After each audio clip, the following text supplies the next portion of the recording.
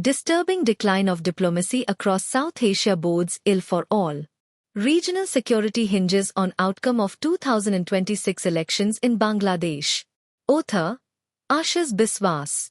Within the South Asian context, a noticeable coarsening of diplomatic discourse among four countries has occurred, following the violent regime change in Bangladesh, a brief encounter involving India and Pakistan and sporadic skirmishes between Pakistan and Afghanistan. A new political alignment, whose contours will be clearer after the Bangladesh general elections, is gradually emerging in the region. Whether the assumption of power in Bangladesh by a new, elected government in 2026 will lead to lasting political stability and consolidation of democratic forces in South Asia, remains to be seen. Much will depend on the resolution of the emergent Pak-Afghan conflict and within Pakistan, the Baluchi struggle for independence. Since the northwest Pakistan Central Asia zone has been witness to prolonged historical conflict and power struggles involving numerous warring tribes and major foreign powers, it may not be advisable to rush to a definite conclusion regarding future peace or stability. The recent dust-up between India and Pakistan remains an unfinished business, as far as India is concerned. A fresh flare-up in the short-medium term cannot be ruled out. Given this backdrop, the present acrimonious exchange of statements between India and Bangladesh concerning their respective poor record of human rights violations can be expected to continue. The greater responsibility for tensions affecting bilateral Indo-Bangla relations lies with Bangladesh. Its new unelected ruling elite, apparently oblivious of its own limitations as an interim authority, even launched a provocative campaign in China to promote the secession of India's northeastern states. Since there was no reaction from China on the matter, nor the slightest interest shown by the Indian northeastern states themselves, even the relatively thick-skinned temporary leaders of Bangladesh have been reduced to silence. India, in contrast, has shown commendable restraint by ignoring the amateurish efforts made by the present rulers of Bangladesh, apparently to invite Chinese intervention within the ambit of Indo-Bangla relations. The abject diplomatic failure of the Yunus-led government to play off China against India led to derisory comments from established political parties within Bangladesh itself. Senior Bangladesh Nationalist Party, BNP, leaders reminded Dr. Yunus in a press statement that there were unwritten conventions guidelines that should not be violated by either side in any government-to-government communication. Not that this public rebuke had made much difference to Dr. Yunus' functioning. As a new year begins, the bigger countries in the region find themselves impacted by an acute political turmoil that, in the absence of collective statesmanship among current regional leaders currently in power, may keep future generations engaged for years in their pursuit of peace and order.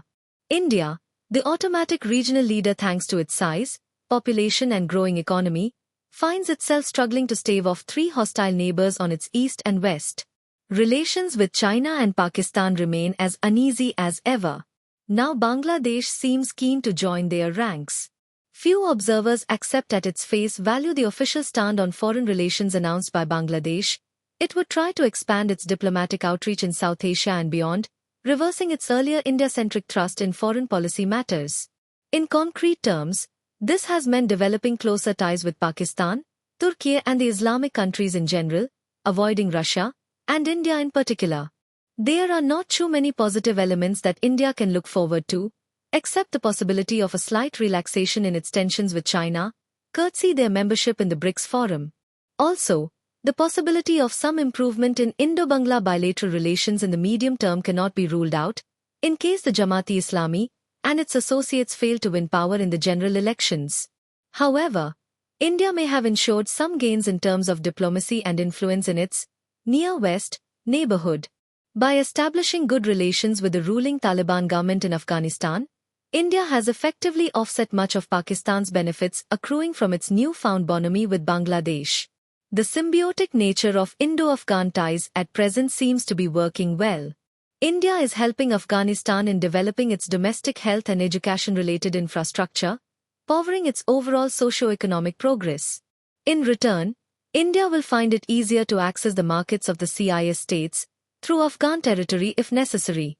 This should also help India to offset some of the disadvantages in the transportation of its export items by using the Chabhar port, because of continuing US-led waste tensions with Iran. Contrast this with the position of Bangladesh. Thanks to its stress on developing closer economic links with Pakistan, Bangladesh may find itself blindsided on its west, as its earlier access through India by rail, road and air may well be reduced, especially in the event of a victory for a JE-Iran coalition in the coming elections. In domestic politics too, India, despite its own serious problems of a struggling economy, growing unemployment and the worrisome divide between rich and poor, shows up relatively better than either Pakistan or Bangladesh in terms of social development. Unlike Delhi, Islamabad will remain dependent on Beijing and Washington for years to come. Its economy has gone from bad to worse. Its image of a terror sponsor internationally remains as negative as ever. This is a major handicap for its future generations. And now it has to contend with a serious challenge posed by the strong Baluchi movement for freedom. Even the financial relief it is seeking from Bangladesh by increasing its exports is not working out well. To settle its international debts, the country is not too far from resorting to asset selling to the donor countries, as Sri Lanka has been forced to do vis-à-vis China. As for Bangladesh, it has won some respite financially with Dr. Yunus wrangling some relief from various Western financial banks and institutions. But Dhaka is finding it extremely difficult to check growing double-digit inflation, which is already the highest in the region. Further, by antagonizing India unnecessarily, it is already facing a grim situation is meeting its growing demand for power and sourcing its crucial raw material supplies, like yarn for its garments production. Already its food imports have become costlier, and ditto the transportation of its export goods, as India has withdrawn certain facilities. Several major India-aided infra-railway projects etc. have been stalled. Even strategically, Bangladesh will now have to deal with two unfriendly, if not hostile neighbors, Myanmar and India, which surrounds it to its north, west and south side. Earlier, it had only Myanmar to contend with. As stated before, the outcome of the February 2026 elections would be significant for South Asia as a whole for various reasons. For now, a win for the BNP-led coalition may suit India's interests more favorably, now that the Awami League has been banned. In case a pro-Jamaat government is elected with Dr. Yunus doing some backseat driving politically, India should be prepared to face hard time on its east.